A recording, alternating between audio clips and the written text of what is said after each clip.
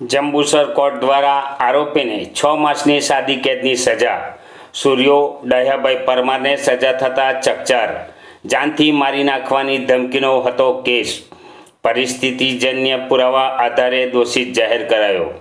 જંબુસરની additional chief judicial magistrate court દ્વારા ટુંડજ ગામના સુરેશભાઈ ઉર્ફે સૂર્યો દહ્યાભાઈ પરમારને મારામારી અને જાનથી મારી નાખવાની ધમકીના કેસમાં દોષિત ઠેરવી 6 માસની સાદી કેદની સજા ફટકારવામાં આવતા આ વિસ્તારમાં ચકચાર મચી ગઈ છે।